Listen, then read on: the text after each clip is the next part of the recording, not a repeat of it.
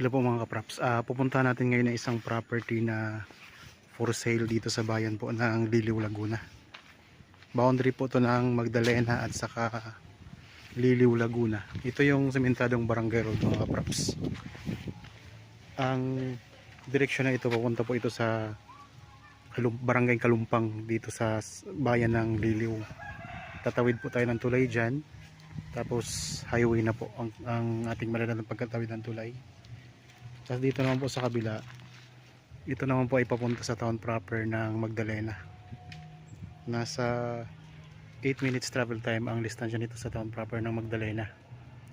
Tapos ito yung dadaanan natin papunta sa property mga kapraps. Yan. Ang property po na i-offer ko sa inyo ay isang farm lot. Bali ang sukat po ay 5 hectares. At magsisimula tayo dito para makita natin yung right of way nito, kasi meron itong right of way na 3 meters ang lapad. So ang right of way mga kapraps ay ito, bali sa tabi nitong mga bakod. Yan. So dito tayo magsimula ng right of way. So tabing tabi po ng bakod yan mga kapraps. Ito yung right of way, 3 meters ang lapad nito. So sa ngayon, lalakarin natin papunta doon sa property para magkaroon kayo ng idea. Okay. Tara mga kapraps. Ako nga po pala si Buds, ang inyong kasama para sa actual viewing o virtual viewing mga kapraps. So kasi kasama din ako minsan sa actual viewing. Yun. Ito yung mga tabing yan, yun yung magiging right of way natin.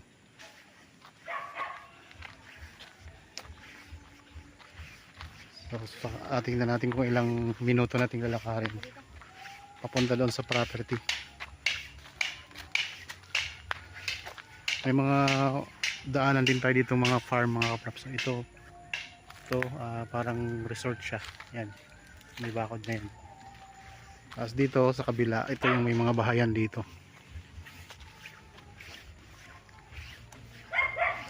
Ang Liliw, Laguna ay katabi po ng Magdalena.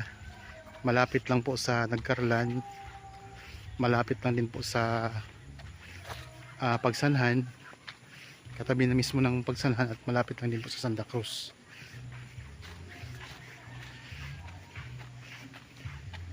Sa mga viewers pa lang ngayon na mayroon ding property na gustong ibenta at hindi pa po ninyo nahanapan ng buyer, pwede niyo po kaming kontakin mga kapraps. So sa mga contact details namin, Viber, cellphone number, Facebook Messenger at saka WhatsApp, para makuha na natin ang video at mahanapan din po natin ng buyer mga kapraps ang property na inyong ibibenta. Ayun o, katabing rest house ninyo. So farm po yan mga kapraps.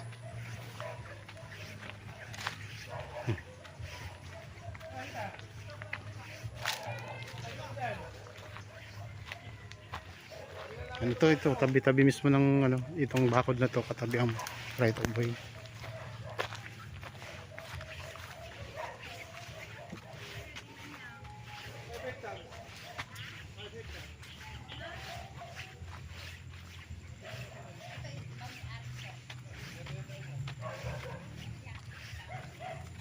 Diyan, may dadaanan tayong farm. May mga tanim na rambutan. So bali lumiko tayo dito mga kapraps. So basta mananabi lang po ang right of way dito sa bakod. Ano na tayo?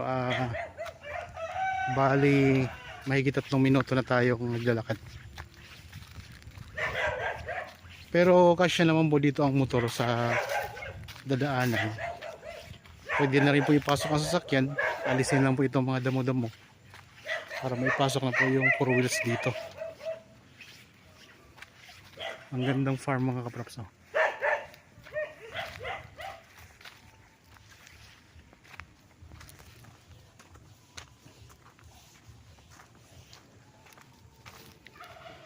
Ang kagandahan dito yung mga lupa niya, may mga na rin Carabao grass na rin natanim mga kapraps.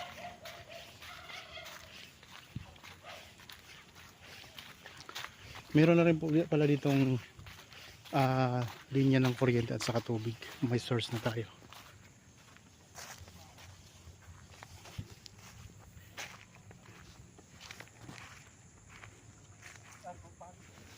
Okay, ito na ang property mga kaprops. Yan, ito na yung boundary, itong muho na to. Yan, may muho na po siya. Yan. So ngayon iikutin natin to para makita natin yung boundary at saka yung mga tanim. So kita naman natin dito, oh, patag ang lupa mga kaprops. Yan. Tapos ito yung boundary. Ito yung right of way. Right of way natin papunta doon sa kalsada, simentado. Mga nasa mahigit 4 na minuto lang na lakad pala mga kaprops. Ganun lang siya kalapit. 4 na minuto na lakad lang papunta dito sa property na 5 hectares. Sa bayan po ito ng Liliw, Laguna.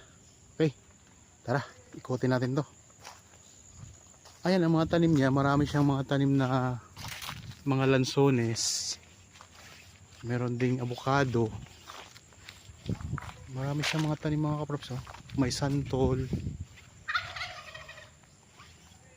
Tapos tingnan nyo ang ano, ang lupa, ang mga tanim niya Carabao grass na. So alisin lang po natin tong mga ibang damo dito para Carabao grass na ang makikita natin. Gandang property nito mga kaprops. At saka ang benta nito napakamura lang. Meron din palang tanim na langka, oh. Murang-mura lang ang benta nito mga kaprops. Makikita nyo sa description box at sa title nitong video. Wala na kayong poproblemahin sa right of way dito. Parang ano lang mga kaprops, umikot lang tayo dito sa isang property na to. Kasi nandun lang yung kalsada, yung daanan natin eh. So nandun lang tayo, galing tayo doon kanina. Yan ito, may puno ng santol. Tapos meron na rin po ditong bahay ng caretaker mga kaprops.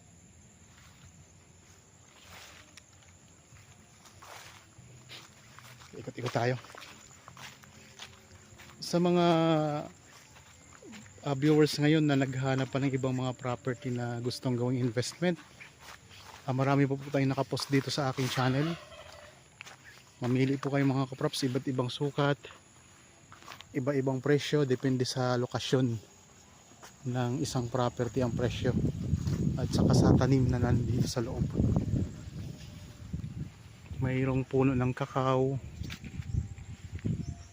As dito may mga iba pang prutas, oh. Tingnan niyo mga kaprops, hindi ko lang alam kung anong pangalan ng prutas na to. Yan ang bunga niya. Comment lang po kayo kung alam niyo po kung anong pangalan itong prutas na to. Ayan.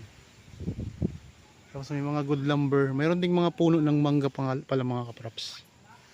May mga puno ng mangga din. Ito yung santol. Tapos doon may kaimito pa. May kaimito pa tayo doon, oh. Mayroon ding rambutan.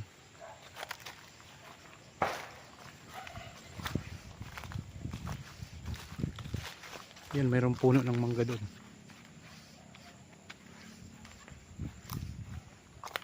Malawak to yung ikutin natin kasi 5 hektarya. Pwede itong i-subdivide.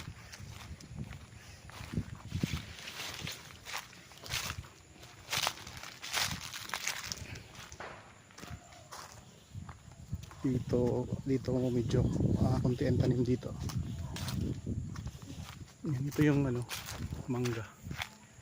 May mangga tapos may puno ng tibig yata ito. Isa. Hanggang doon sa may bakod? May bakod, may baka. Tapos papunta doon? Oo, mamaya. Ako doon, may sarap ko lang. May May manggahan na masaya. Yan, kawayan.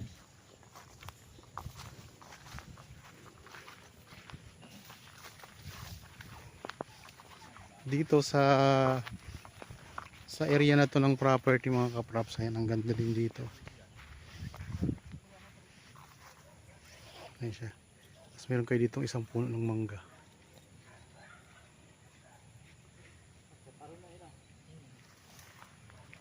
Ang boundary nito hanggang doon sa kawayan. Kawayan na yan. Yan mga kawayanan. Para puntahan din natin para malibot natin to. Samahan niyo po ako para may idea kayo sa property na in-offer ko ngayon. 5 hektarya mga kaprops to. Murang-mura lang ang benta. Ayan oh, ang ganda ng lupa dito. Ayan ang mga tanim niya. Carabao grass din. So hanggang dyan po ang boundary. Yan, yung mga, may mga puno na yan. Boundary na po ilang property. Ikot doon. Tapos doon sa bakod.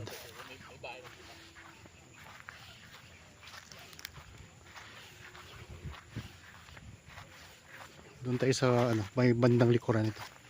Mayroon pa kayo dito mga mountain views na matatanaw mula sa property. May tanim na puno ng bayabas sa gitna.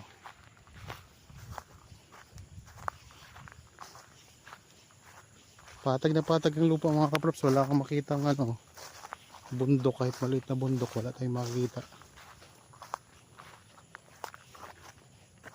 Hanggang dyan sa ano, sa bakod na yan. Ayan ang pinaka boundary niya. Yung may mga poste na kahoy.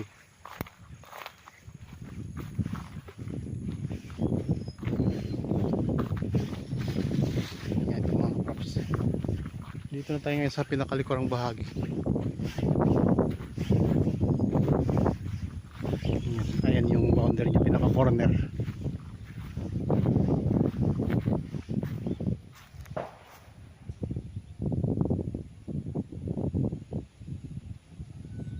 Yung bakod oh. Bakod na po yan ang property mga kaprops.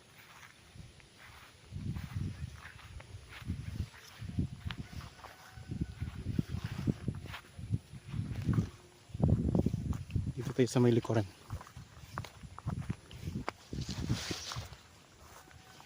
Murang-mura lang ang benta nito. Ang presyo mga kaprops ay makikita nyo sa description box at sa title nitong video. Tapos kung may mga tanong pa po kayo, may mga detalye na kasi dyan sa description box. Kung may iba pa kayong katanungan na gusto nyong malaman mga kaprops na impormasyon, ay kontakin nyo lang po kami sa mga detalye na nandyan po sa inyong mga screen, mga contact details namin. Ikot ko lang ang camera dito ha, sa likod. Yan.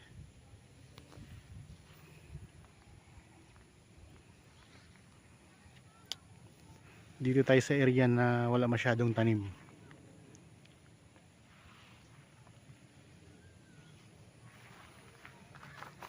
So, 4 na minuto lang natin nilakad mula sa sementadong barangay road.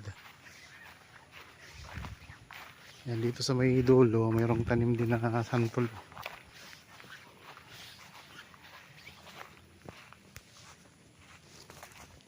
Meron tayo dito mga mountain views.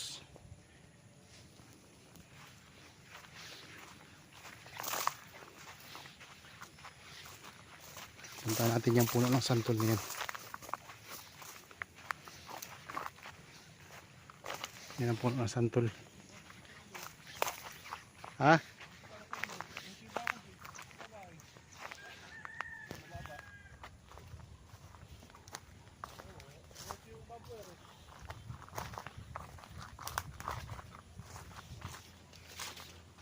Meron ditong ano, view na ano, na ilog no. Dito pa ano siya, pa slope. Yan, pa slope na po dito sa pinakagilid na to. Tapos mula dito sa property mga kaprops, tanaw natin yung ilog. Ayun. Yan, may tanaw tayong ilog dito. Tapos dito, pa slope na. Yan, pa slope yan. Yan, bukod sa ilog, meron tayong matatanaw ng mga mountain views.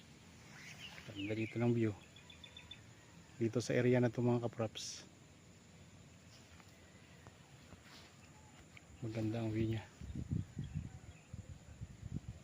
Ang bakod kasi niya ay pababa, dire-diretso doon. So, ibig sabihin, kasama pa po yun mga kaprops sa property. Tara, tingnan natin doon. Samahan niyo po ako mga kaprops ha. Dito tayo sa daanan pa dadaan. Daanan dyan? Ito?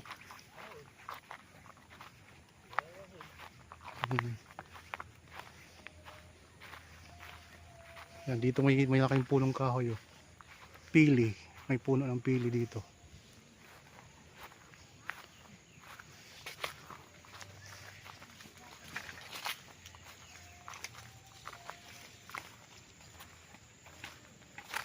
Ning may daanan diyan pababa.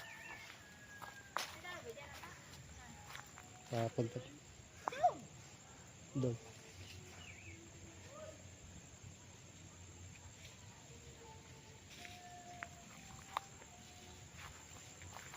Dito tayo may mga bata dito na nangangahoy.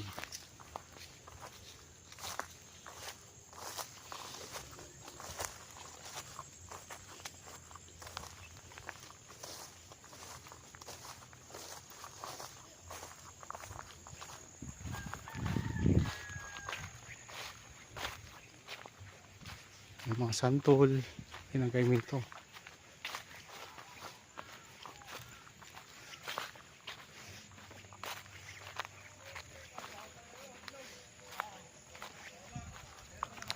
Pwede tayong dumaan dyan, pababa.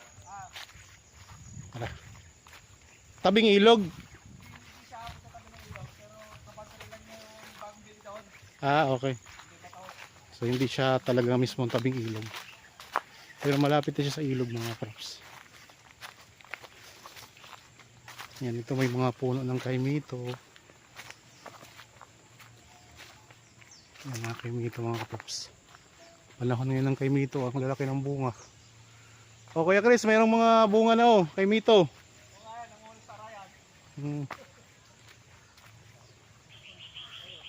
Yan o mga props. Ito maraming bunga.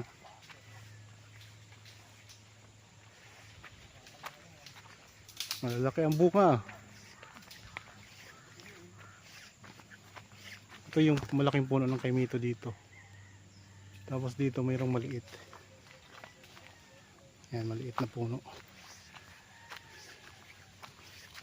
Bali, pupunta tayo doon sa part ng property, sa area na mas mababa ang area.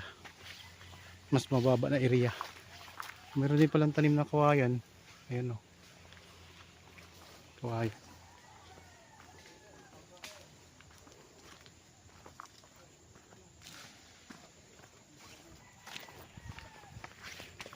Pag nahawan to mga kaprops, ang ganda ng view dito kasi ano tayo, overlooking natin yung ilog. Yung baba hindi nakasama yan. Nakabila, kasama, nakabila. Ah, Ito kay Alan na to yun. Ito kay Alan to. Pinapalit ito, itong to, laport nito. Bigyan natin. Kay Alan. Kay Alan pa rin to. Oh, yun ang atin yun. bawa pa tayo. Ah, yun to, kabila. Hindi ko alam. Yeah. Oh, ano siya ng barcode?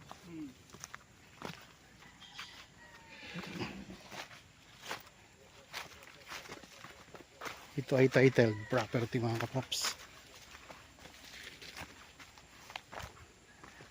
Ito kabila, tama. Ah, mayroon dito, mayroong katabi na. Ano yan katabi? Ay, ito ba ang gilid? Ano yan? Kay Alan. Itong Ito kasama sa Palma Intara. so ito mga kaprops, oh. Itong bakod na to sa kasama po ito ng property. Yan, tingnan nyo, may ginagawa. Ano yan Kuya Chris dyan? Ayun yung resort. Ah, resort. Yan mga kaprops, may ginagawang resort pala dito. Yan o. Yan yung may bakod na yan, resort yan. Ito kasama to. Ito kasama to. Ito, Palma Intara. kasama to. Yun, kasama pala ito mga kaprops, oh. May bakod ka na dito, oh. Kasama siya sa 5 hektarya. Ganda. Hanggang dyan na din sa bakod. Ito na, no?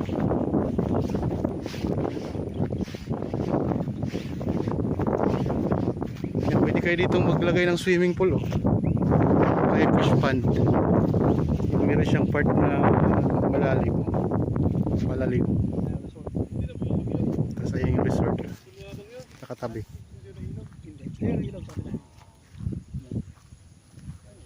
Hanggang dito, ito yun, oh. Ito yung bakod natin yun, eh.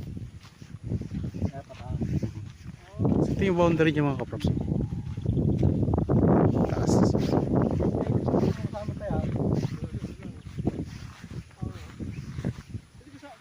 Sa ilog yan, tigit na rin. Kung kasama to. Ganda, mga kaprops, ng Narangan lang to eh. lupa dito. Malapad to dito eh. Hanggang dito na lang to, eh. Ganda lang Kasi ang bakod dito, eh. malapad yung pataas eh. Palapad yan. Ito yun. Yung bakod na pinakita ko kanina doon. Ito yun. Tapos pa ganito. Yan, kasama po yan. Doon mula sa bakod na nandun natin kanina. Ito. Kasama pa ito mga kaprops. Yan. Ganda naman dito. Area na to.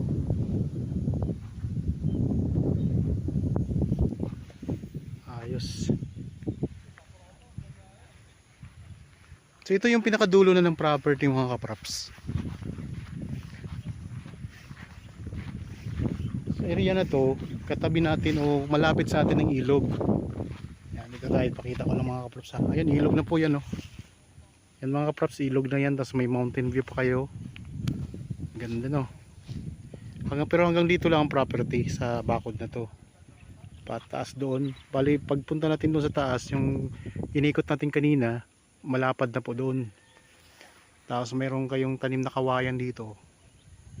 Yan. Ganda ng property dito sa part na ito. Doon sa taas maganda din ang area. Tapos may part siya na maraming tanim. Dito naman ay ang maganda dito yung parang ano siya, eh. Parang pwede ka dito maglagay ng resort din, eh, kasi may resort ka na katabi, oh. Yan. So hanggang dyan sa bakod na yan, diretso po doon sa bakod din nung resort na yan. Tapos ang ganda ng view dito mga kaprops. Tingnan nyo. Ayan, tingnan nyo yan. Ang ganda ng view. Dito to sa pinakadulong bahagi ng property.